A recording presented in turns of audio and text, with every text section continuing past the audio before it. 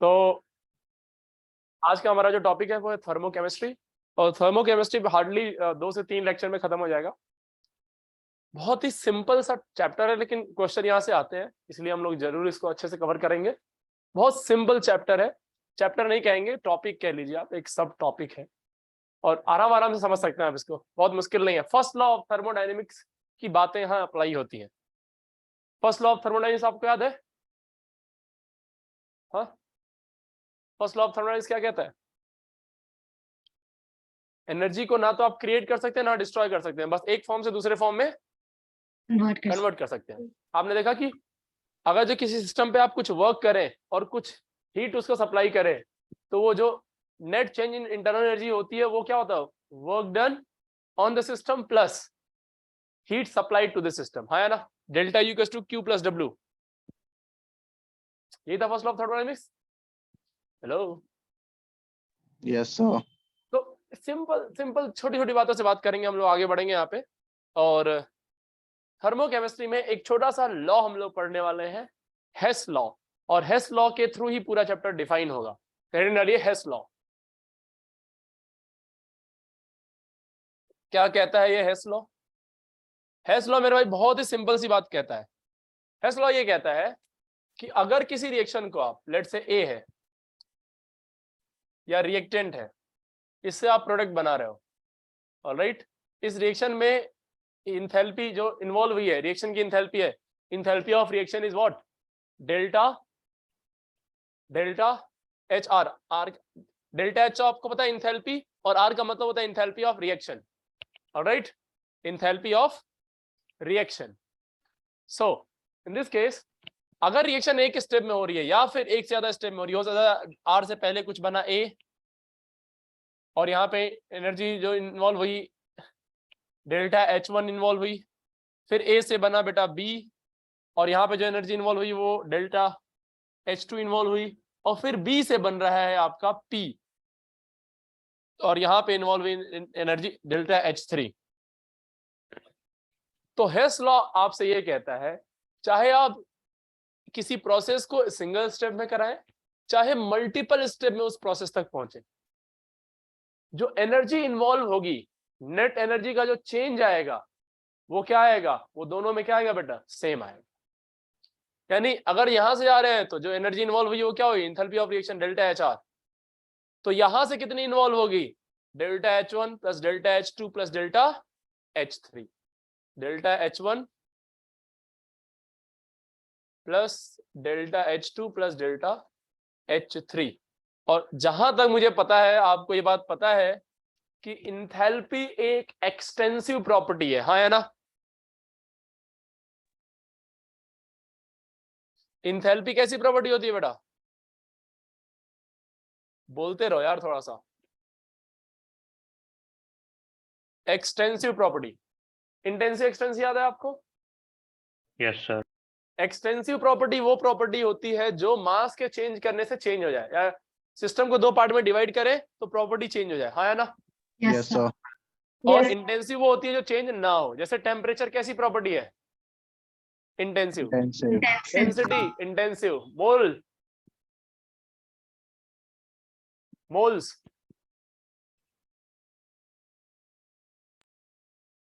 Mole, number of moles क्या है? Extensive. Alright बेटा, सॉरी है, आप कुछ कह रहे हैं क्या? नो सर, गलती से टाइप हो गया था। ऑलराइट, तो एक्सटेंसिव प्रॉपर्टी आपको याद है, एक्सटेंसिव प्रॉपर्टी जो होती है वो एडिटिव इन नेचर होती है। Extensive properties, hello, yes sir. Extensive property पे आप कोई भी अलजेब्राइक सम ऑपरेशन कर सकते हैं। तो यहाँ पे एक छोटा सा रिमाइंडर लिख लेना, extensive properties are additive in nature. Extensive properties are additive in nature. Additive क्या बोल सकते हैं? एडिटिव इन, या भी बोल सकते हैं आप कोई भी अलजेब्राइक सम आप ऑपरेशन इस पे लगा सकते हैं। किस पे? एक्सटेंसिव प्रॉपर्टीज पे, हाँ है ना? तो इसीलिए मैंने इनको ऐड कर दिया। इंथैल्पी, इंथैल्पी का एक्सटेंसिव प्रॉपर्टी है, इसीलिए इनको ऐड कर दिया। तो रिएक्शन चाहे एक स्टेप में हो, चाहे more than one step, multiple step में हो, चाहे जिस भी स्टेप में हो, जो एनर्जी में चेंज आएगा, जो इस स्टेप में आएगा, वही इन सब मिला के आएगा। यही कहता है Hess law of heat summation. Hess law of what बेटा? Heat summation. आई होप आपको क्लियर हो गया ये पॉइंट। Hello, Yes, sir. चलिए Yes, अब sir. यहाँ पे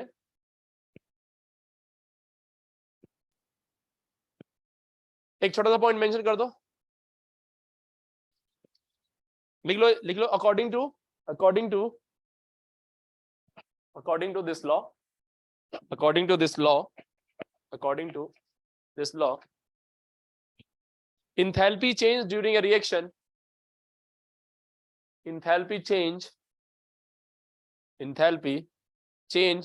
reaction is same.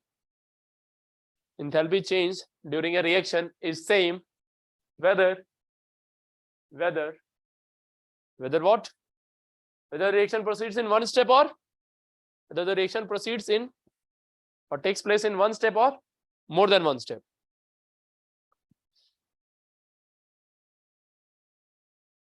Whether the energy the reaction takes place in one step or more than one step.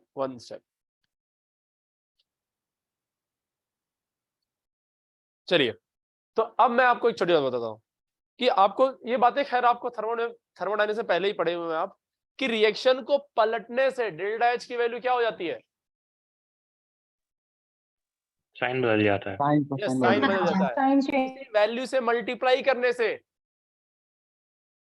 वो भी उतने ही से मल्टीप्लाई हो जाती। हाँ, लेकिन रिएक्शन को पलटने से मैंने बोला तो 3 बातें याद रखना, 3 या 4 बातें। रेट कांस्टेंट, इक्विलिब्रियम कांस्टेंट, ये enthalpy gives free energy, entropy और सेल पोटेंशियल। याद है? Yes, sir. किसी रिएक्शन को पलटने से इक्विलिब्रियम कांस्टेंट क्या हो जाता है? 1/10. रेसिप्रोकल। यस, इनवर्स हो जाता है। Very good. डेल्टा एच की वैल्यू, डेल्टा जी की वैल्यू, ये सब क्या हो जाता है? Negative sign change opposite sign क्या हो जाता है? साइन चेंज हो जाता है। मैग्नीट्यूड वही रहता है, साइन अपोजिट हो जाएगा। हाँ है ना? Yes, sir. और जो अपना इलेक्ट्रोड पोटेंशियल होता है, सेल पोटेंशियल होता है, ई ऑक्सीडेशन या ई रिडक्शन जो होता है, वो क्या होता है? साइन चेंज हो जाता है। उसका भी साइन चेंज हो जाता है। हाँ है ना? Yes, sir. किसी वैल्यू से मल्टीप्लाई करने से इक्विलिब्रियम कांस्टेंट पे क्या फर्क पड़ता है? उसकी पावर में चढ़ जाता। यस, वो उसकी पावर में चला जाता है। Very good. डेल्टा एच पे क्या फर्क पड़ता है? उससे मल्टीप्लाई हो जाता। उतने टाइम्स हो जाता है। शाबाश। और सेल पोटेंशियल पे क्या फर्क पड़ता है? चेंज नहीं होता। कोई फर्क नहीं पड़ता। वो एज इट इज रहता है। ये 4-5 बातें दिमाग में आपके साथ परमानेंट रहेंगी तो आपको एक कॉन्फिडेंस रहेगा कि भाई ये ऐसे होता है। इसको कहते हैं कोरिलेट करना चीजों को। ऑलराइट, तो आप अगर जो यहाँ पे कोई रिएक्शन कर रहे हैं, उस रिएक्शन में अगर जो कोई भी अलजेब्राइक ऑपरेशन कर रहे हैं, तो डेल्टा एच की वैल्यू पे क्या सेम चीज रिफ्लेक्ट हो जाएगी? अगर जो रिएक्शन को रिवर्स करोगे तो साइन अपोजिट हो जाएगा। किसी वैल्यू से मल्टीप्लाई करोगे तो साइन, तो उस सेम जो इंथैल्पी की वैल्यू होगी वो सेम वैल्यू से क्या हो जाएगी बेटा? मल्टीप्लाई हो जाएगी। है ना? जैसे मैं आपको एग्जांपल देता हूँ, लिख लीजिएगा इसको। जैसे मान लो XgO4 है, XgF4 गैस है, ये जा रहा है Xg xenon gas plus 2 times F2 gas में, और इसके डेल्टा एच की वैल्यू, क्योंकि ब्रेक कर रहे हैं तो डेल्टा एच की वैल्यू मैंने लिख दी, लेट से 295 kilo calorie per mole. Alright, ये लिख दी मैंने, इसकी वैल्यू दे दी मैंने, एक डेटा दे दिया। तो मैं आपसे बोल रहा हूं कि अगर जो मैं इस रिएक्शन को पलट दूं तो now what is enthalpy of this process? 2 times F2 gas लिख दूं तो क्या हो जाएगा बताओ? XgF4। अब बताओ इस रिएक्शन का डेल्टा एच क्या होगा? What will delta H? इतना समय थोड़ी लगना चाहिए। इसका डेल्टा एच ये, तो इसका डेल्टा एच क्या होगा? -245 किलो कैलोरी पर मोल। यस।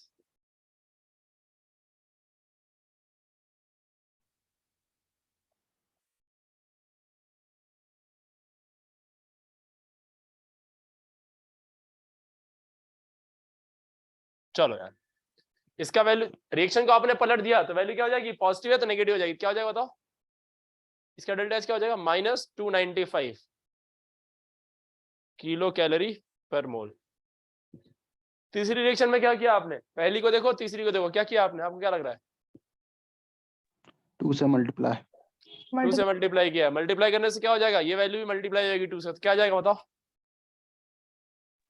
490 490 किलो कैलोरी पर मोल। तो जो भी ऑपरेशन, जो भी अलजेब्राइक ऑपरेशन आप किसी रिएक्शन पे करेंगे, वही रिफ्लेक्ट होगा उसकी डेल्टा एच की वैल्यू पे, वही डेल्टा एच, वही डेल्टा जी, वही डेल्टा एस सभी पे रिफ्लेक्ट होगा। क्या मेरी बात आपको समझ में आ रही है? Yes sir. ऑलराइट, कोई दिक्कत किसी को नहीं? क्लियर है ना एकदम? चलो थोड़ा सा एक और बात करते हैं, factors affecting value of delta H.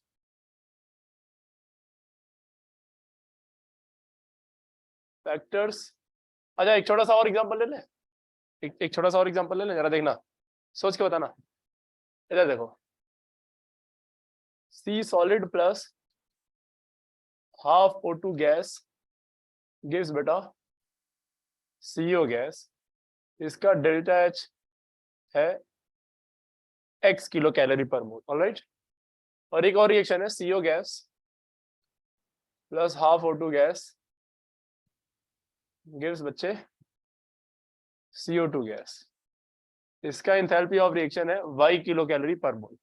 और इन दोनों रिएक्शन को मैंने ऐड कर दिया। ऑलराइट, ये एक दूसरा ऑपरेशन है, तो ऐड करने से क्या होगा बताओ जरा? CO से CO कैंसिल आउट हो जाएगा, बोलो हाँ या नो? एक नई रिएक्शन बनेगी इससे, और उस रिएक्शन का नाम क्या, उस रिएक्शन क्या होगी?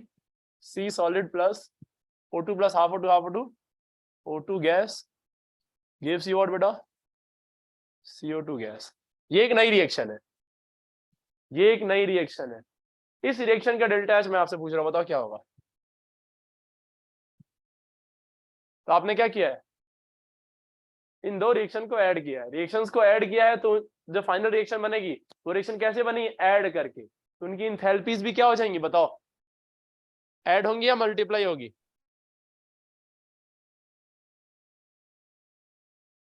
ऐड होंगी। ऐड। यस, वही बात हो गई ना, रिएक्शन चाहे एक स्टेप में हो चाहे 2 स्टेप में हो, या रिएक्शन एक स्टेप में हुई है, इसका डेल्टा एच, वही रिएक्शन यहाँ पे पहले यहाँ गई, फिर वहां से यहाँ आई, 2 स्टेप में यहाँ पहुंच रही है, तो क्या होगा? इन दोनों को मिला के होगा, यानी x plus Y, X plus Y. Alright, clear है बच्चे? ध्यान रखना इस बात।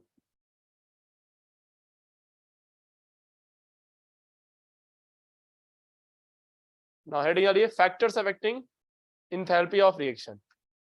Factors affecting enthalpy of reaction.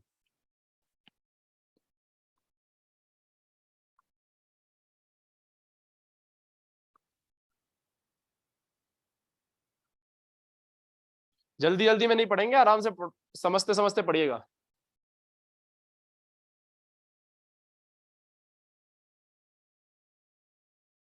और एक बार अभी पढ़ लेंगे और क्वेश्चन कर लेंगे आराम से, आपसे हमेशा ही क्वेश्चन बन जाते हैं इसके, बहुत सिंपल सा क्वेश्चन होता है यहाँ से।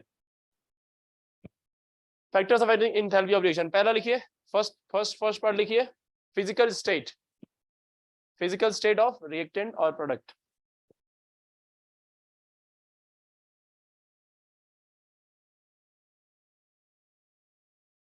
फिजिकल स्टेट ऑफ रिएक्टेंट और प्रोडक्ट, और बोल दो या फिर एंड बोल दो।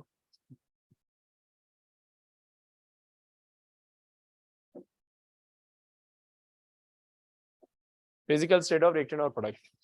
ऑलराइट, तो कैसे, मैं आपको समझाता हूँ, सिंपल से एग्जांपल समझ लीजिए। देखिए इधर, जैसे मान लीजिए H2 गैस है plus half O2 gas. Alright, इससे रिएक्शन हुई और क्या बना? H2 प्लस हाफ O2 क्या बनेगा बेटा? H2O। लेट्स से यहाँ पे H2O गैस बना, और यहाँ जो एनर्जी रिलीज हुई है डेल्टा एच, रिएक्शन जो है वो let's say minus of Q1, let's say minus of Q1 heat release हुई है यहाँ पे। और एक दूसरी रिएक्शन में लिखता हूँ, जहां पे हुआ है H2 गैस ही है एंड हाफ O2 ये भी गैस ही है, लेकिन इस बार जो H2O बना ये लिक्विड में बना है और यहाँ इंथैल्पी जो रिलीज हुई है वो ही है माइनस ऑफ Q2। मुझे ये पता करना है Q1 और Q2 में से किसकी वैल्यू ज्यादा होगी मैग्नीट्यूड वाइज, कहाँ ज्यादा एनर्जी रिलीज होगी, कहाँ पे एनर्जी ज्यादा रिलीज होगी। बुद्धि का प्रयोग करिए और थोड़ा सा सोचिए फिर बताइए। दूसरे में। ओके मैं सबका पॉइंट ऑफ व्यू समझना चाहूंगा।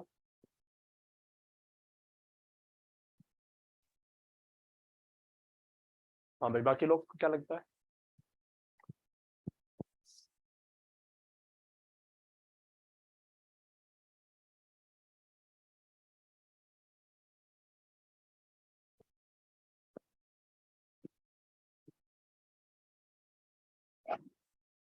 ओके सो इसको ना दो तरीके से आप समझ सकते, दोनों बहुत ही आसान तरीके हैं समझने के।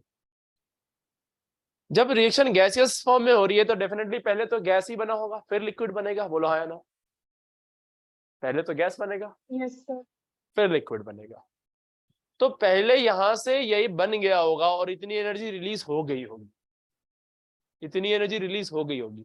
फिर अब H2O जब गैस है, H2O गैस जब कन्वर्ट होगा बेटा H2O लिक्विड में, तो आप खुद सोचिए एक गैस लिक्विड में कब कन्वर्ट होता है, कंडेंस होगा। तो बताओ गैस लिक्विड में आ रहा है यानी कौन सी एनर्जी को कम कर रहा है आपने, थर्मल एनर्जी को। Thermal energy. तो उससे एनर्जी बाहर निकलेगी या उससे एनर्जी मिलेगी उसको। इस रिएक्शन का डेल्टा एच क्या होगा, पॉजिटिव या नेगेटिव। रिएक्शन एक्सोथर्मिक है एंडोथर्मिक है,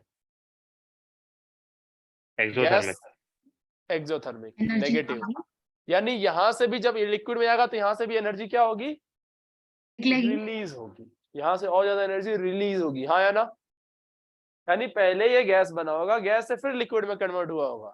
तो जब गैस में गया तो Q1 एनर्जी रिलीज हुई, जब लिक्विड में गया होगा तो Q1 पहले रिलीज हुई, उसके बाद कुछ और एनर्जी रिलीज हुई होगी गैस से लिक्विड आने में, हाँ या ना। Yes sir. तो कौन सी एनर्जी ज्यादा है यहाँ पे magnitude wise, Q2 is more than Q1। Sir लेकिन समझ में नहीं आया, आ गया या फिर मैं दूसरे तरीके से एक्सप्लेन करूं। एक और तरीका है पता है क्या, एक इस रिएक्शन को पलट दीजिए, इस रिएक्शन को पलट दीजिए, इस रिएक्शन को पलट के लिख दीजिए। इस रिएक्शन को आप पलटेंगे पहली रिएक्शन को, तो ये इक्वेशन 1 इक्वेशन 2 पलटेंगे तो क्या होगा बताओ, इसको पलटेंगे तो क्या होगा बताओ, ये हो जाएगा प्लस बन जाएगा। हाँ और दोनों को जब ऐड करोगे तो क्या मिलेगा, ऐसे कर देता हूं मैं, 1 को मैंने रिवर्स किया और सेकंड में ऐड कर दिया।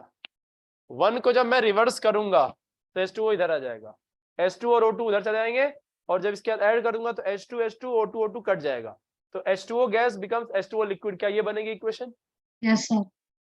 और ये इक्वेशन बनेगी तो इस इक्वेशन का डेल्टा H क्या होगा जल्दी बताओ। Q1 minus Q2। यस ये वैल्यू होगी, Q1 ये पॉजिटिव हो चुका होगा, ये नेगेटिव होगा, ऐड हो जाएगा दोनों, Q1 माइनस Q2। और मेरे प्यारे बच्चे इसकी वैल्यू क्या आनी चाहिए गैस से लिक्विड में, नेगेटिव। Q1 माइनस Q2 की वैल्यू क्या आनी चाहिए, नेगेटिव, यानी कि लेस देन 0 आनी चाहिए। इसका मतलब क्या हुआ, Q1 is less than, prove कर दिया हमने यहां से भी। Yes sir. हाँ जी भाई समझ में आ रहा सभी को। इस तरह से भी आप सोच सकते हैं, ये भी एक थॉट प्रोसेस जनरेट कर सकते हैं। और एक थॉट प्रोसेस मैंने जैसा आपको बताया कि सर पहले इससे ये बना होगा और फिर यहां से आगे गए होंगे। एक बच्चा कह रहा मैं सर मैंने ऐसे सोचा, जरा देखना, लिखना सारे हैं, लिखना आपको सभी है, कुछ भी छोड़ना नहीं है, ऑलराइट। जैसे इधर देखिए आपने क्या किया, H2 gas plus half O2 gas, क्योंकि अभी हम लोग ना थॉट जनरेट कर रहे हैं, यही थॉट यूज करेंगे आगे। यहाँ निकला है H2O गैस बना, ऑलराइट। यहाँ से एनर्जी जो रिलीज हुई है Q1 हुई है, और फिर यहां से लेट से ये गया कहां पे, H2O लिक्विड में, ऑलराइट। तो क्या यहां से भी एनर्जी रिलीज हुई होगी, बोलो हाँ या ना। हमें नहीं पता कितनी हुई, लेट से x एनर्जी रिलीज हुई यहाँ से, लेकिन हमें ये पता है कि जब ये यहाँ से चला और ये यहाँ पे आया तो एनर्जी रिलीज हुई कितनी हुई है, Q2। तो आपको पता है रिएक्शन चाहे एक ही स्टेप में हो चाहे मल्टीपल स्टेप में हो। नाउ टेल मी क्या होगा यहाँ से कहानी, minus of Q2 will be equal to what, minus of Q1 minus of x, हाँ ना। Yes, sir. यहां से क्या बोल सकते हैं आप, x की वैल्यू क्या होगी यहां से, value of x, this will B Q2 minus Q1, और x की वैल्यू क्या आएगी, कुछ ना कुछ तो आएगी, पॉजिटिव आएगी नेगेटिव आएगी, नेगेटिव मैंने पहले लगा दिया है, यहां से एनर्जी रिलीज हुई होगी, नहीं ऐसा यहां मैंने नेगेटिव लगा दिया, इसका मतलब एनर्जी रिलीज हो रही है, तो -10 -5 जो भी आएगा, x की वैल्यू मैग्नीट्यूड वाइज आएगी यहाँ पे, ये वैल्यू क्या आनी चाहिए, कुछ ना कुछ आनी चाहिए, ये x की वैल्यू यहाँ पे क्या आनी चाहिए, पॉजिटिव, या -x लिखा हुआ मैंने, पॉजिटिव आनी चाहिए, इसका मतलब क्या हुआ, कब आएगा, जब Q2 is greater than Q1, हाँ ना। तो आप ऐसे ही बोल सकते हैं, सब एक ही चीज को सोचने का अलग अलग तरीका है, शायद समझ में नहीं आया आपको, क्या आ गया, आ गया सर। आगे Okay. एक ही चीज है, सारी चीजें की, कोई डाउट हो तो पूछ सकते हैं आप यहाँ पे, क्योंकि अभी इनिशियली थॉट में कोई प्रॉब्लम नहीं आनी चाहिए, एकदम क्लियर थॉट होनी चाहिए। देखो दूसरा लिखिए, allotropic form of reactant and product, दूसरा जो फैक्टर है वो है allotropic form, allotropic form of reactant and product.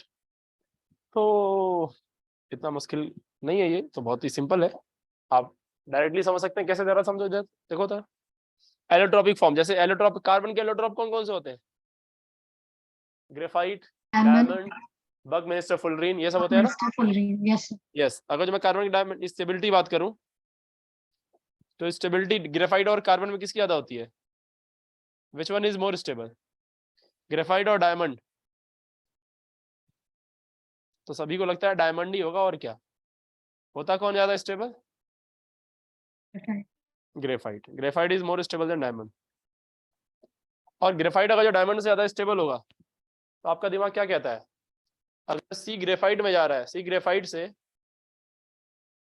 C diamond, carbon diamond में जा रहा है, इसका क्या मतलब है, एक मोर स्टेबल चीज लेस स्टेबल में जा रही है, कैसे जाएगी, एनर्जी लेके एनर्जी देके, Energy लेकर जाएगी. एनर्जी लेके जाएगी, तो डेल्टा एच पॉजिटिव होगा नेगेटिव होगा, Positive. Process endothermic exothermic, Endothermic. Endothermic, alright, ध्यान रहेगा ये। स्टेबिलिटी की बात आए अगर जो फास्फोरस की, तो आपको पता है फास्फोरस कई तरह के होते हैं, ब्लैक रेड व्हाइट, है ना, P black, P red and P white, black red white, किसकी ज्यादा स्टेबिलिटी होती है, Black की. ब्लैक की, ब्लैक, तो आपको यहाँ भी पता है अगर जो ब्लैक को रेड में कन्वर्ट करना है तो स्टेबल को लेस स्टेबल में जाओगे, एनर्जी रिलीज हो, एनर्जी एब्जॉर्ब करेगा ये, व्हाइट को अगर जो ब्लैक में ले जाना है तो कम स्टेबल ज्यादा स्टेबल में जा रहा है, एनर्जी Loss. रिलीज करेगा। तो इस तरह से अगर जो एलोट्रॉपिक फॉर्म है तो भी आपको पता होना चाहिए कब एनर्जी एब्जॉर्ब होगी, कब एनर्जी रिलीज होगी, ऑलराइट, प्लीज नोट कर लें इसको।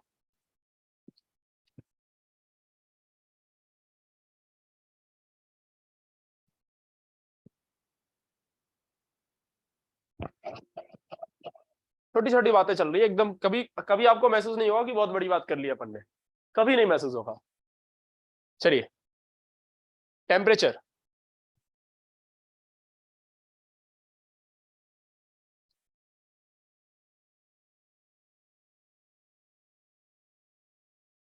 तो टेम्परेचर कैसे वेरी करेगा, तो जैसे मान लो डेल्टा एच, दो अलग अलग टेम्परेचर पे अगर आप रिएक्शन करा रहे हैं, आपको पता होगा रिएक्शन को, जब भी कोई रिएक्शन कराते हैं तो फिक्स प्रेशर में फिक्स टेम्परेचर पे रिएक्शन कराई जाती है, हाँ है ना। लेकिन अगर जो आपने एक ही रिएक्शन को दो डिफरेंट टेम्परेचर पे कराया, तो एक reaction delta H let's say at T2 temperature, और वही एक बार और रिएक्शन कराई delta H at T1 temperature. Delta H T2 minus T1 अगर जो आप निकाले, अच्छा बताओ इंथैल्पी कब डिफाइन होती है? डेल्टा एच कब डिफाइन होता है? At constant pressure. क्या बात है, very good. Heat change at constant pressure, तो सीपी डिफाइन होगा या सीवी डिफाइन होगा? CP. CP. सीपी। अगर आपने टेम्परेचर चेंज किया तो आपको याद होगा सीपी भी चेंज हो गया, अलग अलग टेम्परेचर Yes, पे sir. सीपी चेंज होता है, हाँ है ना? Yes, sir. तो यहाँ पे मेरे भाई डेल्टा सीपी लिखेंगे, delta CP of reaction, reaction का change in CP, alright, and NCP delta T होता है ना, तो T2 माइनस T1 ये होता है। बहुत कम ऐसा यूज करने को आएगा, लेकिन अगर कभी आया तो ध्यान रखना, ना के बराबर यूज होगा, लेकिन यूज होगा तो कर लेना। किरचॉफ इक्वेशन बोलते हैं इसको, नोट कर लीजिए इसको।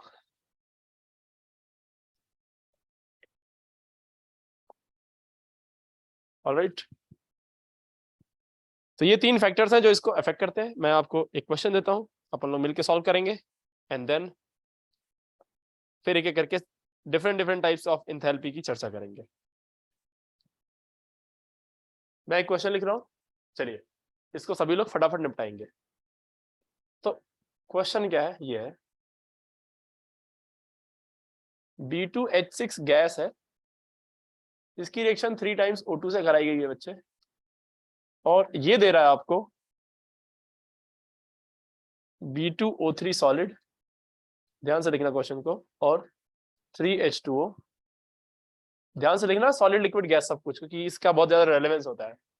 इस रिएक्शन का डेल्टा एच आपसे पूछा है, और जिस रिएक्शन का डेल्टा एच पूछता है डेफिनेटली उसके आपको कुछ और बातें बता देगा कि ये चीजें पता है आपको, अब बताइए इसका डेल्टा एच क्या हो। मेरे ख्याल से आपको हल्का सा एक कुछ याद आएगा, जैसे कुछ याद आने का मतलब है कि इलेक्ट्रोकेमिस्ट्री आपने पढ़ी थी, इलेक्ट्रोकेमिस्ट्री में आपने पढ़ा था कोलरोसिस लॉ, याद है? Yes, sir.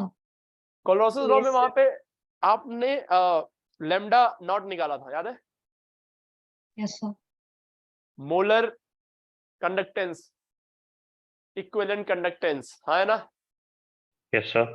तो किसी एक का पूछता था और उसका देता नहीं था, 3-4 अलग अलग मॉलिक्यूल का दे देता था, Yes, तो आप sir. वहां पे भिड़ाते थे, सेट करते थे, Yes, इसका sir. इसका ऐड करने से, इसको Yes, sir. सब्सट्रैक्ट करने से, इसको 2 से मल्टीप्लाई करने से क्या करें ऐसा कि जिससे ये बन जाए, याद है? Yes, sir. बस ये चैप्टर बस उसी पे पूरा का पूरा बेस्ड है, यहाँ भी वही भिड़ा नहीं है। तो इसको ये पूछा है और इसके लिए कुछ डेटा गिवन है, उसको मदद से इसको निकालना है आपको। क्या डेटा गिवन है, आइए बात उसको लिख देता हूं मैं, एकदम सिंपल, बहुत ध्यान से पढ़ना, बहुत मुश्किल है नहीं। तो आपको दिया है 3 times B solid plus 3/2 times O2 gas gives B2O3 solid, और इसका डेल्टा एच दे रखा है आपको -1273 किलो जूल।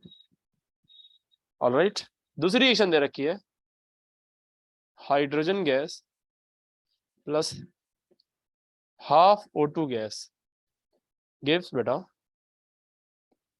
H2O लिक्विड, और इसका डेल्टा एच दे रखा है आपको -286 किलो जूल। ऑलराइट, तीसरी रिएक्शन दे रखा है आपको H2O liquid gives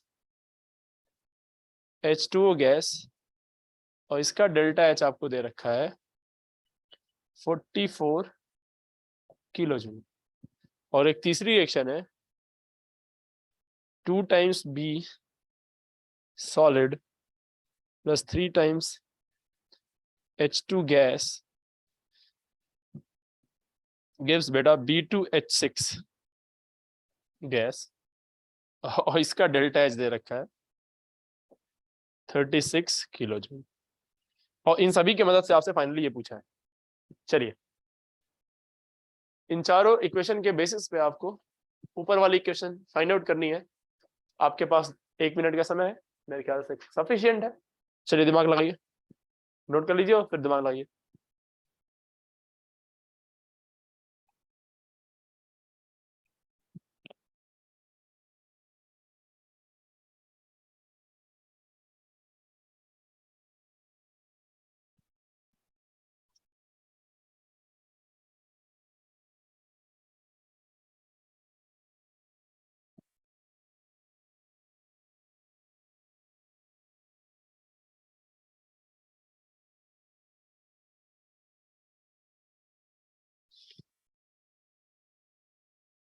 Yes, sir. आ गया?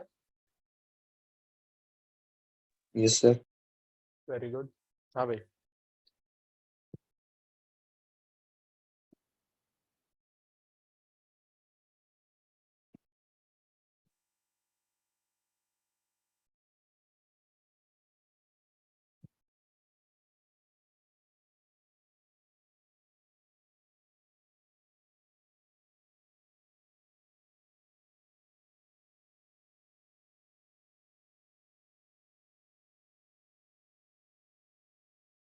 रेज योर हैंड जिसका आंसर आ जाए।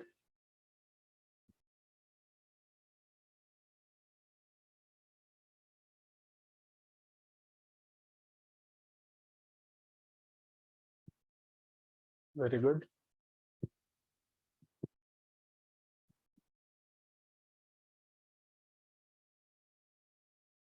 Last 30 second. आई थिंक इतना मुश्किल नहीं है।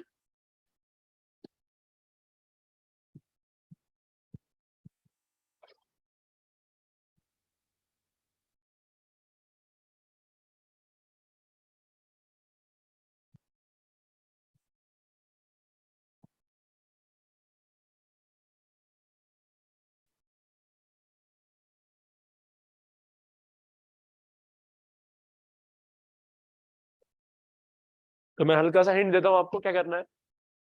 आपको जो आपको इक्वेशन चाहिए, डिजायर्ड इक्वेशन जो है उसको देखिए ध्यान से, और उसके बेसिस पे देखिए कि वो कौन सी चीज हमें लानी है, कौन सी लेफ्ट में चाहिए, कौन सी राइट में चाहिए, वो यहाँ पे देखिए जो गिवन है।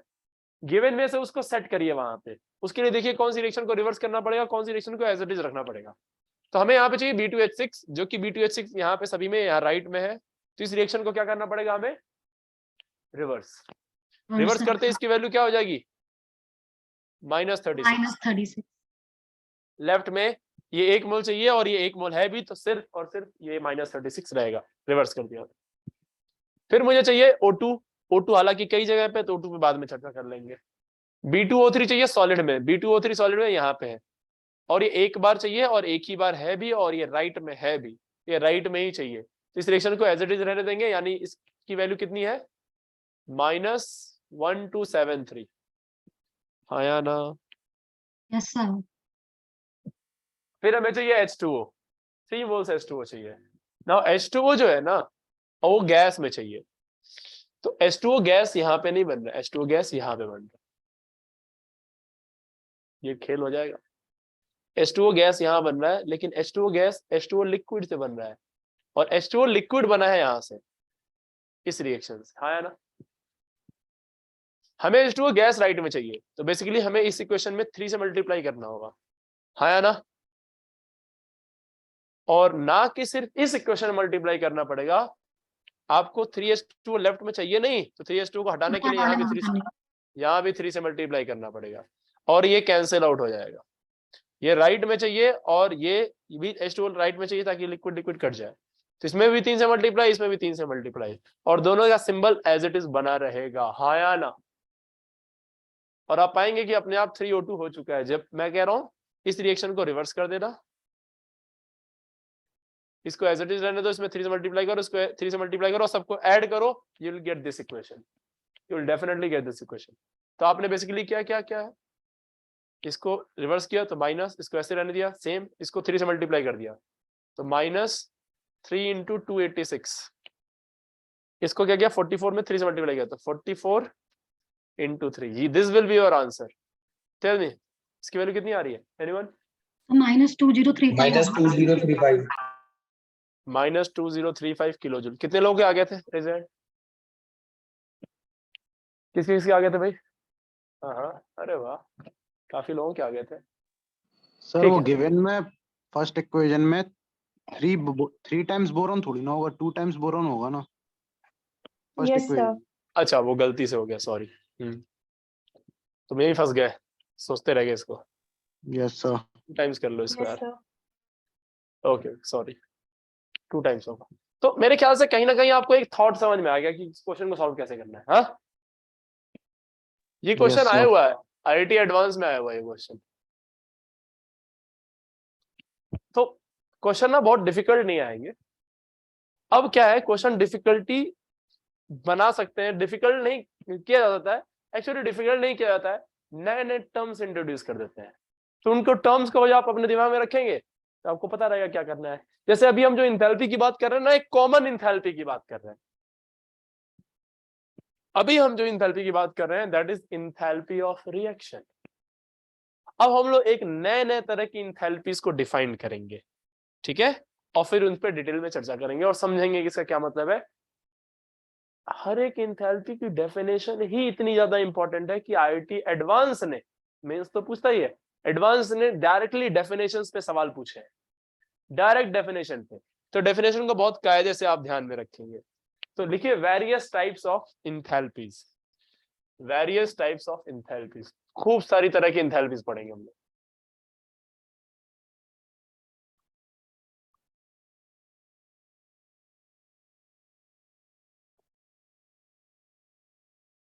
हालांकि मैं आपको बताऊं, कुल 12-15 तरह की, 10-12 तरह की इंथैल्पीज होंगी, लेकिन सारी मैं आपको पढ़ाऊंगा नहीं, क्योंकि बहुत सारी इंथैल्पीज आपको पहले से पता है।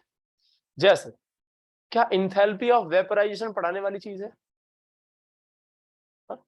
Enthalpy of vaporisation, liquid gas में जा रहा है तो उसका डेल्टा एच क्या होगा? डेल्टा एच वेपराइजेशन, जो एनर्जी Yes, sir. एब्जॉर्ब करेगा। Enthalpy of combustion, enthalpy of energy combustion पढ़ाऊंगा मैं। Enthalpy of condensation, lattice energy पढ़ाने की जरूरत है? No, sir. हम पहले से पढ़े हुए हैं। आयनाइजेशन एनर्जी पढ़ाने की जरूरत है? नहीं। हाइड्रेशन एनर्जी पढ़ाने की जरूरत है? नहीं। ये कई सारी इंथैल्पी ऐसी है जो आप ऑलरेडी जानते हैं, है ना। तो जो आप नहीं जानते हैं और जिसकी बहुत जबरदस्त जरूरत पड़ती है इस चैप्टर में, उसको हम लोग हालांकि जानते हैं, उनको भी आप कहीं ना कहीं तरीके से, कुछ कुछ को, कुछ कुछ एकदम नया आपके आ ले जाएगा। सबसे पहले इंथैल्पी हम लोग बात करने वाले हैं, इंथैल्पी ऑफ फॉर्मेशन। बहुत कायदे की इंथैल्पी है, enthalpy of formation, delta H F, इसको इससे रिप्रेजेंट करते हैं, इंथैल्पी ऑफ फॉर्मेशन। चलिए इसकी डेफिनेशन लिखिए, लिखिए। enthalpy of formation is defined as, enthalpy of formation is defined as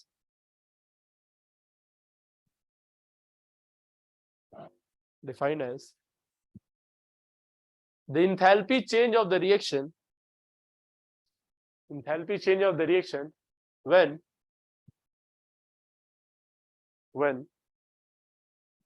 enthalpy change of reaction when 1 mole of enthalpy change of reaction when 1 mole of substance is formed from 1 mole of substance is formed from 1 mole of substance is formed from its reference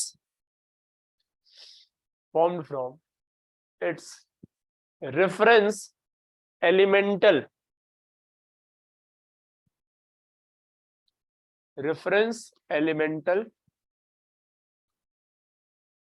state, reference elemental state,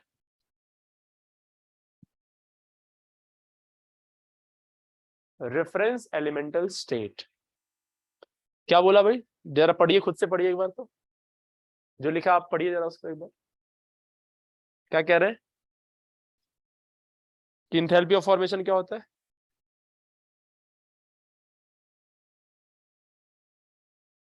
कि ये reaction की ही enthalpy होती है। जो enthalpy of reaction होती है वही enthalpy of formation होता है, लेकिन कब? जब आप किसी सब्सटेंस को 1 मोल बनाए, कहां से? From its reference elemental state. इन दोनों को अंडरलाइन करो, दोनों पॉइंट को। 1 मोल ही बस बनाना है, और कहां से? Reference elemental state. अब ये रेफरेंस एलिमेंटल स्टेट क्या है, इसको पढ़ा भी जानेंगे, बट पहले ये लिखो। अच्छा, इंथैल्पी ऑफ फॉर्मेशन जो होता है ये पॉजिटिव भी हो सकता है और नेगेटिव भी हो सकता है। इस बात को मेंशन कर दिए। देखिए, enthalpy of formation may be positive और मे बी पॉजिटिव और negative. It may be positive and और नेगेटिव। ये पॉजिटिव भी हो सकता है और नेगेटिव भी हो सकता है। पॉजिटिव भी हो सकता है, नेगेटिव भी हो सकता है, इंथैल्पी ऑफ फॉर्मेशन। ऑलराइट, अब लिखिए।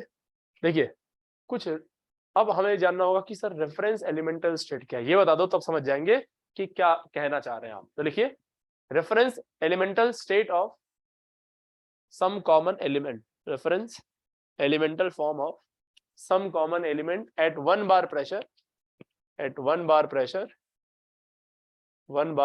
and 25 degree Celsius temperature. किसको हम बोलेंगे कि ये एलिमेंटल फॉर्म में? रेफरेंस किसको लेंगे हम? मेरे भाई, रेफरेंस का मतलब मैं आपको बता दूं क्या होता है। रेफरेंस एलिमेंटल फॉर्म का मतलब होता है जो नेचर में ऑलरेडी अवेलेबल हो, जिसको हमें बनाने की जरूरत ना पड़े, यानी जिसके ऊपर हमें मेहनत नहीं करनी पड़े, जिसके ऊपर हमें एनर्जी खर्च ना करनी पड़े। That is called reference elemental form. That is called reference elemental form. जैसे हाइड्रोजन, तो H2 गैस ऑलरेडी होती है, हाइड्रोजन के लिए H2, फ्लोरीन के लिए F2 गैस, क्लोरीन के लिए क्लोरीन Cl2 गैस। ये एलिमेंटल फॉर्म है। Br2 लिक्विड के फॉर्म में होता है, एलिमेंटल फॉर्म। ध्यान रखना, ब्रोमीन लिक्विड होता है, पता है ना आपको। आयोडीन सॉलिड के फॉर्म में होता है भाई, आयोडीन सॉलिड के फॉर्म में होता है। ये रेफरेंस एलिमेंटल फॉर्म है, एलिमेंटल फॉर्म। ऑक्सीजन O2 के फॉर्म में गैस, N2 ये भी गैस के फॉर्म में प्रेजेंट होगा, हाँ या ना? अब मेटल्स की बात करें, जैसे सोडियम, तो सोडियम सॉलिड में, मैग्नीशियम सॉलिड में, कैल्शियम सॉलिड में, एल्यूमिनियम सॉलिड में। कार्बन की कौन सी फॉर्म ज्यादा से ज्यादा अवेलेबल है? ग्रेफाइट और डायमंड? ग्रेफाइट। कार्बन का क्या मानेंगे एलिमेंटल फॉर्म? ग्रेफाइट। फॉस्फोरस का कौन सा फॉस्फोरस ज्यादा अवेलेबल है? ब्लैक, रेड, व्हाइट में। अवेलेबल जो है वो स्टेबल अनस्टेबल की बात नहीं करेंगे, ज्यादा अवेलेबल कौन है? तो white, white phosphorus. Sulphur S8, acid के 2 स्ट्रक्चर होते हैं, मोनोक्लिनिक एंड रोम्बिक। कौन से बोलो? Monoclinic and rhombic. Monoclinic and rhombic आप समझ सकते हैं, सॉलिड स्टेट में आपने पढ़ा था, unit cell, types of unit cell. तो इसका रोम्बिक वाला, rhombic form. Tin, SN tin के फॉर्म में प्रेजेंट रहता है। ये व्हाइट टिन अवेलेबल होता है, व्हाइट टिन। मरकरी, अगर जो आप बात करें तो मरकरी किस फॉर्मेट में अवेलेबल होगा बेटा? सॉलिड में नहीं होगा मरकरी। मरकरी किस स्टेट में अवेलेबल रहती है? Room temperature, liquid state. Yes, mercury liquid state में होती है।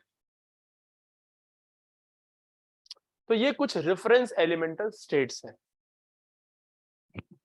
अगर इनसे आप किसी कंपाउंड को 1 मोल को आप बनाएं, तो उस रिएक्शन की जो इंथैल्पी होगी वही उसका इंथैल्पी ऑफ फॉर्मेशन हो, वही उसका इंथैल्पी ऑफ फॉर्मेशन हो। जैसे मैं बताता हूं क्या मतलब है। जैसे मान लो आपको CO2 बनाना है, एक एग्जांपल ले रहा हूं मैं, या H2O बनाना है, लेट्स से H2O बनाना है। तो H2O कैसे बनेगा बेटा? हाइड्रोजन गैस एलिमेंटल फॉर्म और ऑक्सीजन गैस एलिमेंटल फॉर्म, इससे बनेगा H2O। H2O कोई सही बना सकते हैं आप, H2O गैस बना सकते हैं, H2O लिक्विड बना सकते हैं। लेट्स से H2O गैस बनाया, O2 हाफ O2 चाहिए, ऑलराइट।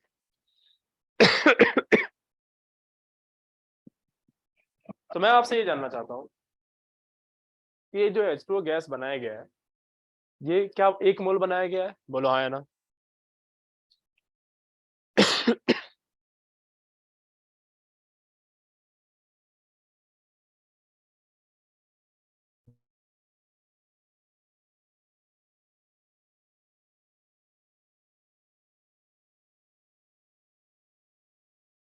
हाँ भाई।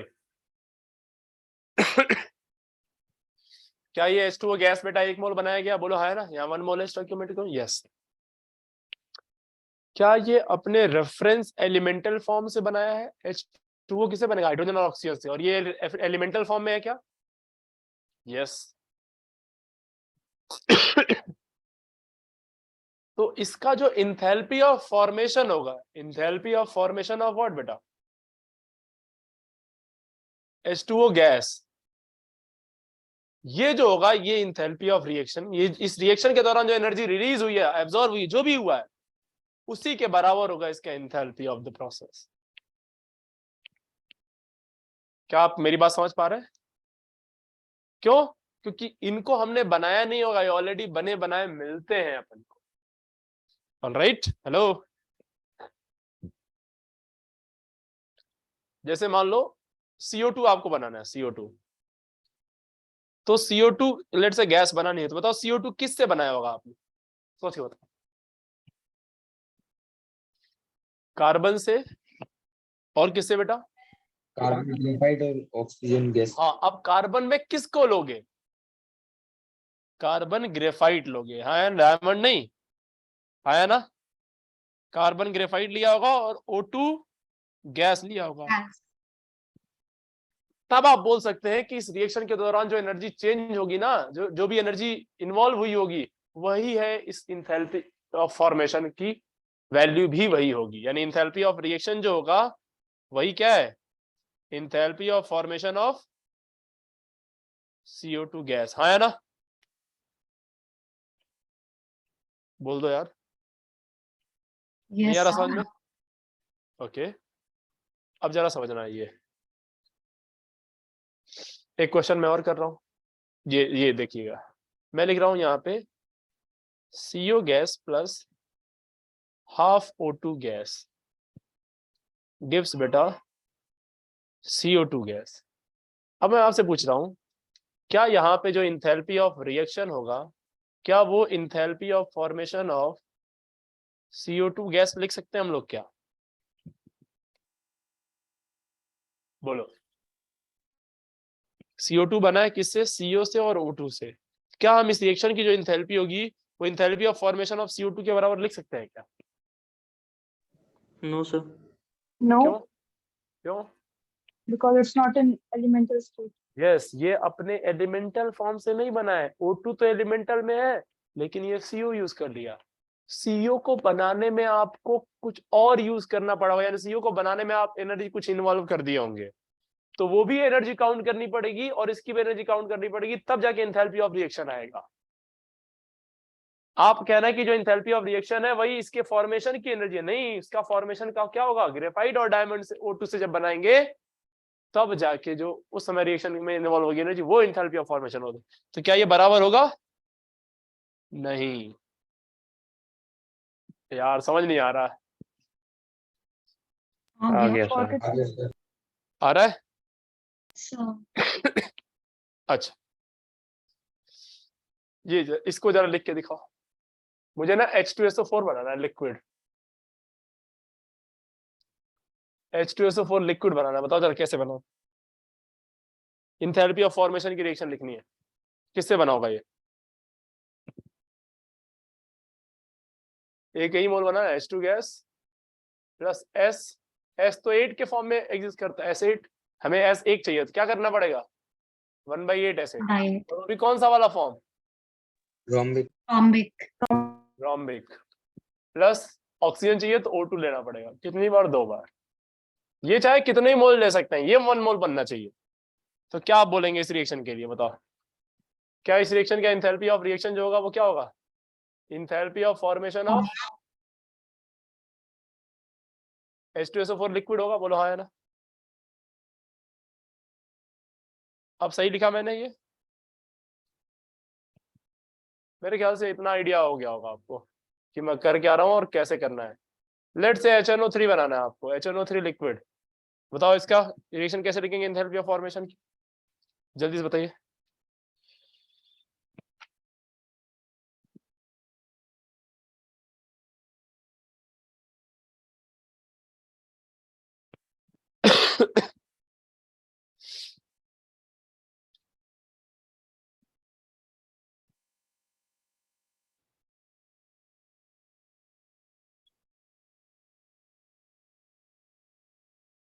लिख दीजिए आप लोग।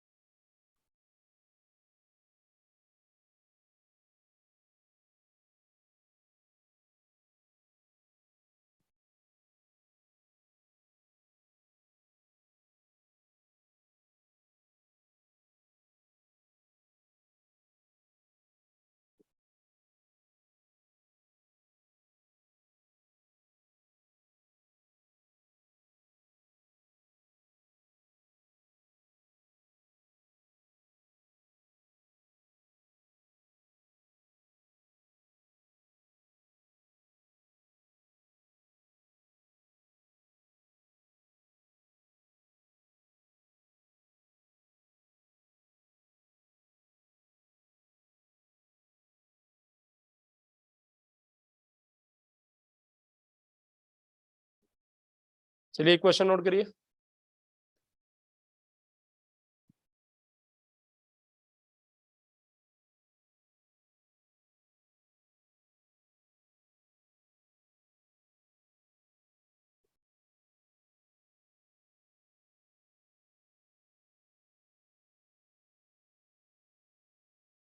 ऑलराइट, आई थिंक आपने एक क्वेश्चन कर दिया होगा।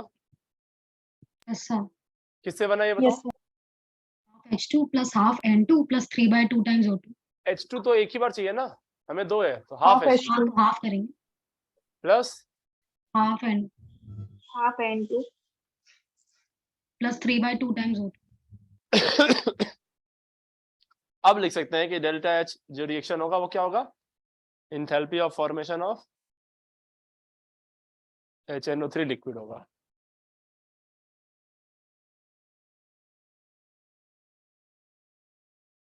ये क्या हो गया यार?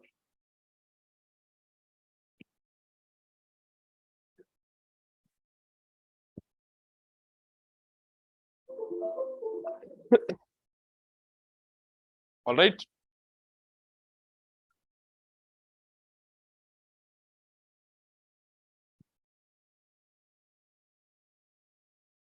चलिए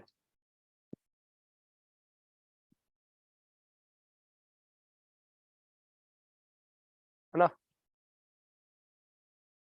अब मैंने एक क्वेश्चन दिया आपको, which of the following defines enthalpy of formation delta HF। इनमें से कौन सी रिएक्शन, मल्टीपल चॉइस भी सही हो सकता है, सावधानी से करिएगा, जल्दीबाजी बिल्कुल जरूरी नहीं है। मैं सही आंसर जानना चाहता हूं, ना कि ये जानना चाहता हूं कौन जल्दी आंसर दे रहा है। आप पहली बार कर रहे हैं तो take your time. Yes, sir.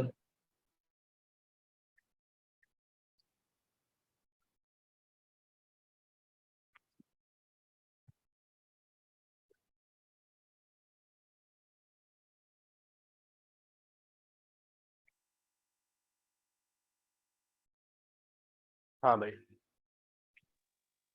Yes, sir. So yes I am very curious जानने के लिए, बट एक बार सबका आ जाने दीजिए।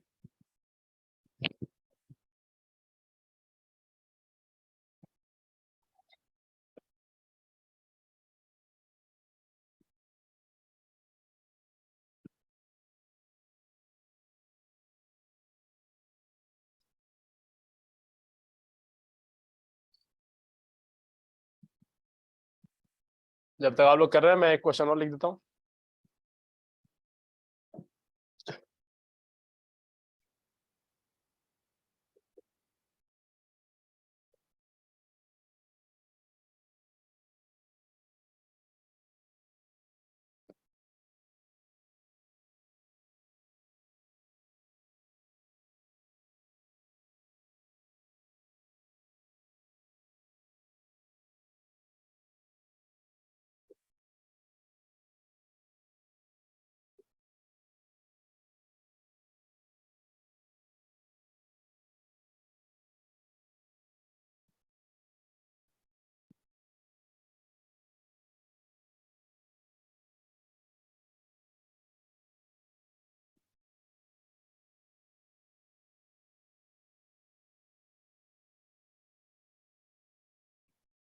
अच्छा एक स्टेटमेंट लिखना था, जरा लिख लेना वहां पे पीछे जाके, जैसे रेफरेंस एलिमेंटल फॉर्म लिखा था ना, तो वहां पे एक बार लिख लो इंथैल्पी ऑफ फॉर्मेशन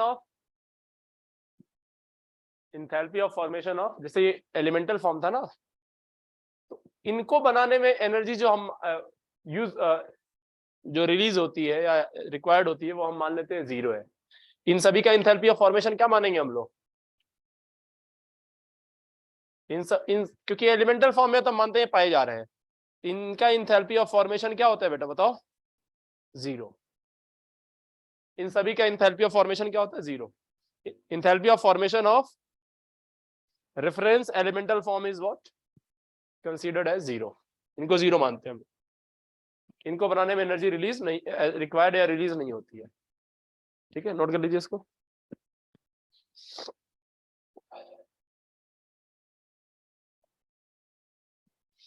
ऑलराइट, चलिए आ जाइए, अब मैं कुछ यहाँ क्वेश्चन दे रहा हूँ, ट्राई करेंगे सभी लोग।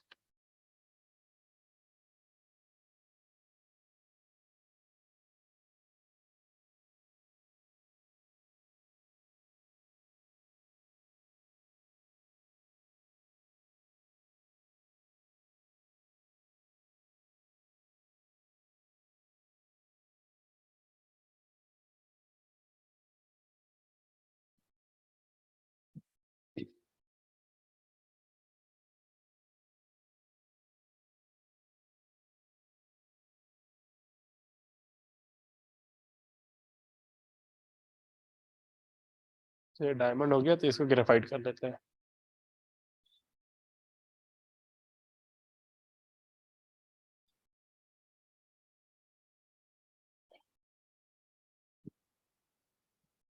ठीक है, अच्छा जो भी डेल्टा एच के लिए बातें सही होती है वही डेल्टा एस के लिए और वही डेल्टा जी के लिए भी बातें सही होती है। जो भी ऑपरेशन आप डेल्टा एच पे करेंगे वही ऑपरेशन डेल्टा एस और डेल्टा जी पे भी करेंगे। रीजन, बिकॉज वो भी एक्सटेंसिव प्रॉपर्टीज होती हैं, वो भी सेम तरह से ट्रीट की जाएंगी। और जैसे आपने यहाँ पे बोला ना enthalpy of formation elemental state का 0 होता है, वैसे ही गिव्स फ्री एनर्जी भी इनका जो होगा वो भी 0 होगा, एंट्रोपी भी 0 होगा, सब कुछ 0 होगा। ऑलराइट, ये बताने वाली बातें नहीं होती, अंडरस्टूड होता है। खैर मेरे ख्याल से हम लोग क्वेश्चन पे आते हैं। इस क्वेश्चन का आंसर आपने कमेंट कर दिया हुआ है। चलिए एक बार आप अपना आंसर बता दे, फिर मैं बात करता हूँ। क्या आया answer? B and C. Only B. Multiple choice भी आंसर सही हो सकता है। तो कितने लोग के बी एंड सी है? बी एंड सी, ओके, एक बच्चे का है। और कितने लोग? 2 लोग के। वेरी गुड, बहुत सारे लोगों के हैं बी एंड सी, शाबाश, अरे वाह, very good, well done well done. अबे सभी के आगे क्या बी एंड सी? आंसर नहीं चेंज कर देना आपने। चलो अच्छा, कितने लोगों के सिर्फ बी आया या सी आया? सिर्फ बी, कितने लोग आंसर है? Only B, only B, okay. So can you explain कि सिर्फ बी क्यों है, सी क्यों नहीं है? सर सी में 2 मोल NH3 बना है। Yes sir, C में दो. एग्जैक्टली मैंने थोड़ी देर पहले ही बोला था कि डेफिनेशन पे क्वेश्चन पूछूंगा। 1 mole बनना चाहिए. 1 मोल बनाना है और रेफरेंस एलिमेंटल से बनाना है।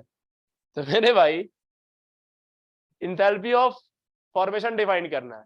CO2 1 मोल बनाया है लेकिन डायमंड से बनाया है, तो ये गलत हो गया। कहां से बनाना चाहिए था इसको? ग्रेफाइट से। HF बनाया है, 1 मोल बनाया है और रेफरेंस से बनाया, यानी ये सही है। अमोनिया बनाया है, रेफरेंस से बनाया तो है लेकिन 2 मोल बना दिया, जो कि गलत है। अक्सर लोग आंसर मार देते हैं भाई। थोड़ी देर पहले मैंने आपको पूरा जोड़ दिया कि डेफिनेशन पे ध्यान देना है। ये क्वेश्चन आया हुआ है एडवांस में, है ना? अब बताओ, यहाँ पे CO2 बनानी तो सही है बट इन्होंने CO से बना दिया, रेफरेंस से नहीं बनाया, तो ये भी गलत है। सिर्फ एक आंसर सही है, कौन सा? बी। तो फिर से मैं बोल रहा हूं, अंडरलाइन कीजिए इस पॉइंट को कि 1 मोल बनाना है और रेफरेंस से बनाना है, दोनों बातों को ध्यान में रखो। आई बात समझ में? चलिए इस क्वेश्चन की माफी है लेकिन इसकी माफी नहीं होगी। चलिए इसको करिए, इसको करिएगा। जो ये सही हो गया तो मान लेंगे कि हाँ भाई आपका दिमाग काम करने लगा है। पहले बार में हो जाती है गलती। और इसको ना छोटी गलती मत मानना, ये मत सोचना कि यार ये बहुत छोटी सी गलती हो, यही छोटी गलती बार बार रिपीट होती है। जैसे आप मान लेते हो अरे छोटी सी मिस्टेक है, नहीं, ये ब्लंडर है। जिस दिन आप अपनी छोटी गलतियों को बहुत बड़ा मान लिए, उस दिन से आपसे छोटी गलतियां होनी बंद हो जाएंगी। आप क्या मानते हैं छोटी सी गलती है, और ये छोटी गलती रिपीट होती रहती है। ये छोटी गलती नहीं है, बहुत बड़ी गलती है। जो कोई चीज नहीं आती है वो एक अलग मैटर होता है, लेकिन आती हुई चीज गलत करके आए तो ये बहुत दुख की बात होती है भाई। चलिए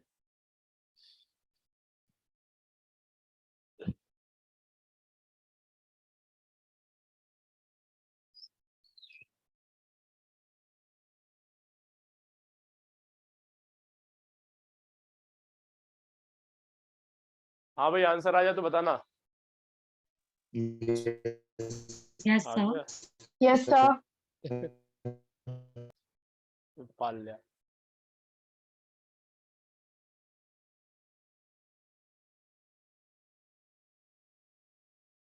हाँ यार।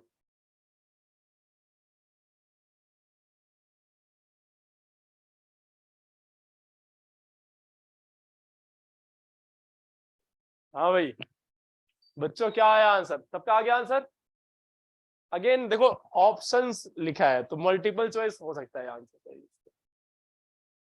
कितने लोग के आंसर आ गया बताओ? अच्छा क्या आंसर क्या है ये बताओ?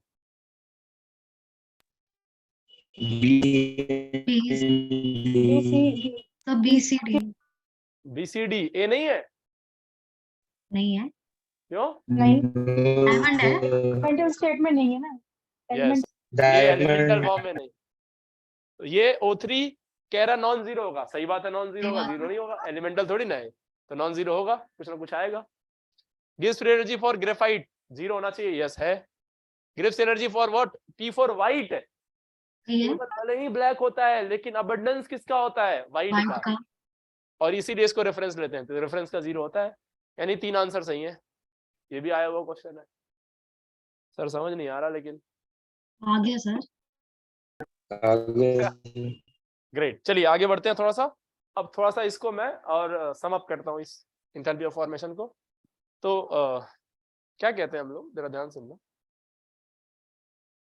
जैसे मान लो एक रिएक्शन है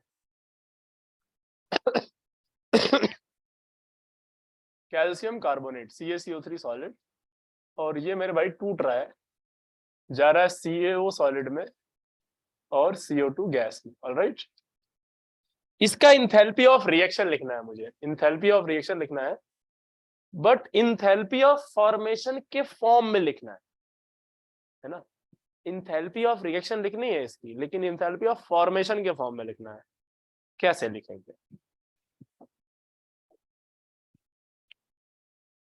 तो इंथैल्पी ऑफ फॉर्मेशन की पहले रिएक्शन लिखनी पड़ेगी इन सभी के लिए।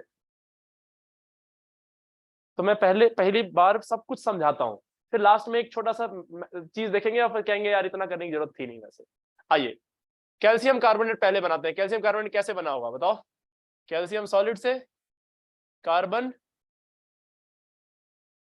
ग्रेफाइट से, और 3/2 O2 गैस से। और ये बना होगा क्या? CaCO3 का सॉलिड। और इस रिएक्शन का क्या होगा? Delta R. Enthalpy of reaction क्या होगी? Enthalpy of formation of CaCO3 solid. क्या आप मानते हैं ऐसा लिख सकते हैं इसको? लिख तो सकते बोलो। ये पहली रिएक्शन। दूसरी रिएक्शन हमें चाहिए CaO। CaO कैसे बना होगा? ये बना होगा calcium solid, half O2 gas. Reference form में लिख रहा हूं मैं, सभी को फॉर्मेशन की रिएक्शन लिख रहा हूं सभी के। CaO सॉलिड, और इसका इंथैल्पी ऑफ रिएक्शन आप क्या लिख सकते हैं? इसका इंथैल्पी ऑफ रिएक्शन लिख सकते हैं आप enthalpy of formation of what बेटा? Enthalpy of formation of CaO solid. अब आपको क्या बनानी है? CO2 गैस बनानी है, तो तीसरी रिएक्शन लिखनी होगी। CO2 गैस कैसे बनेगा? C ग्रेफाइट से और O2 गैस से, और बनेगा यहाँ पे CO2 गैस। एंड डेफिनेटली इस इसकी इंथैल्पी ऑफ रिएक्शन जो होगी वो होगा enthalpy of formation, enthalpy of formation of CO2 gas. Alright, अब मैंने 3 रिएक्शन लिख ली है, सबकी रिएक्शन का वो एनर्जी मैंने इंथैल्पी ऑफ फॉर्मेशन के फॉर्म में लिख लिया है, और इन्हीं में कुछ तिगड़म बढ़ा के मुझे ये वाली रिएक्शन लानी है। आप बता सकते हैं कैसे ला सकता हूं मैं, क्या करें? हमें CaCO3 चाहिए लेफ्ट में, यहाँ पे राइट में है। CaO चाहिए हमें राइट में ही है। CO2 चाहिए राइट में ही है। यानी इन दोनों रिएक्शन को ऐसे ही रहने दे, Yes, sir. और इसको Palette them. पलट Reverse. दे। इसको पलटेंगे तो इंथैल्पी ऑफ फॉर्मेशन क्या हो जाएगा? Minus of enthalpy of formation हो जाएगा। कुछ तो बोलो। 1 को रिवर्स कर दिया, और उसके बाद सेकंड में और थर्ड में ऐड कर दिया।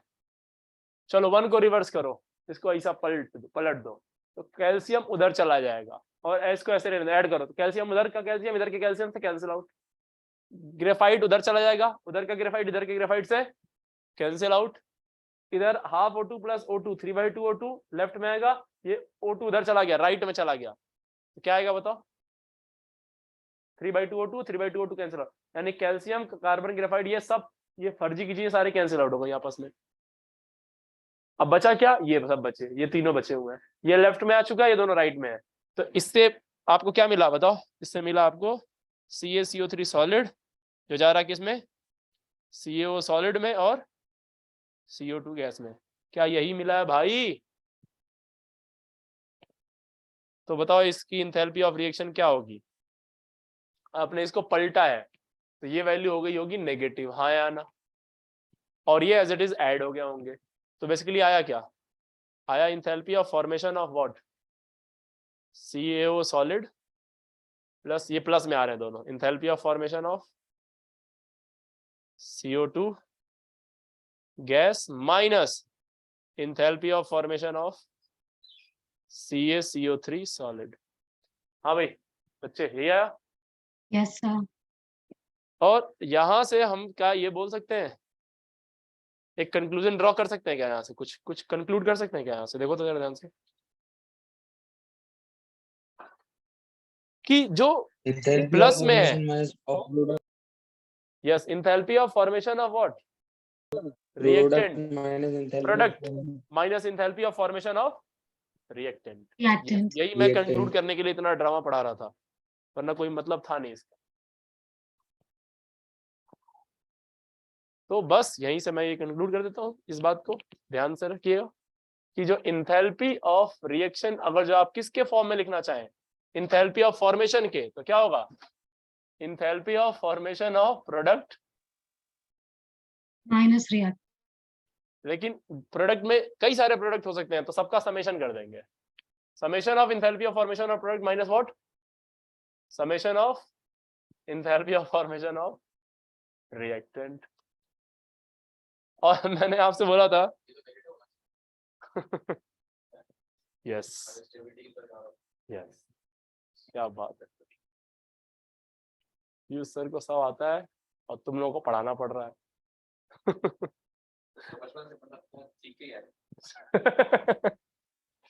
ओके, हाँ कंपनी से ही है, वो इनबिल्ड है। अच्छा, जो भी ऑपरेशन हम लोग इंथैल्पी के साथ करते हैं, वही ऑपरेशन किसके साथ अप्लाई कर सकते हैं? एंट्रोपी और, अरे वाह यार, गिब्स फ्री एनर्जी के साथ। क्या बात है सर। तो इंथैल्पी इनबिल्ट है। तो यहाँ पे क्या लिख देंगे?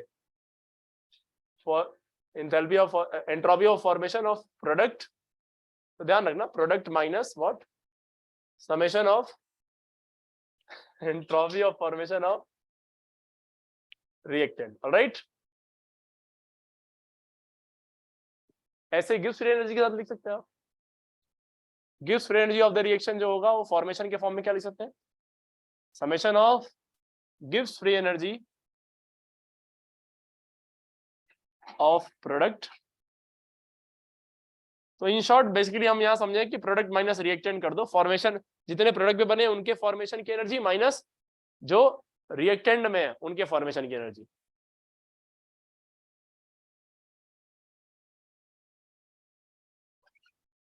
हाँ भाई बेटा समझ में आ गया?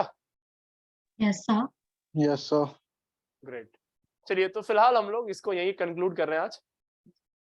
एक ही हम लोग इंथैल्पी को आज कवर कर रहे हैं, ज्यादा नहीं कर रहे हैं। कल हम लोग 4-5 तरह की इंथैल्पी कवर करेंगे, enthalpy of combustion, bond dissociation energy, resonance energy and एक होगा इंथैल्पी ऑफ न्यूट्रलाइजेशन, और फिर क्वेश्चन की प्रैक्टिस करेंगे। बट अभी क्या है ना कि ये बस फॉर्मेशन का दिमाग में रखो, बहुत बड़ा टॉपिक है ये, और एक कहीं ना कहीं एक थॉट आपके अंदर आ गई होगी, लेकिन आपको ये भी लग रहा होगा कि हाँ सर मुश्किल नहीं है, आसान है। क्यों भाई? इजी है, छोटी छोटी बातें हैं बस जिनको आपको ध्यान रखना है।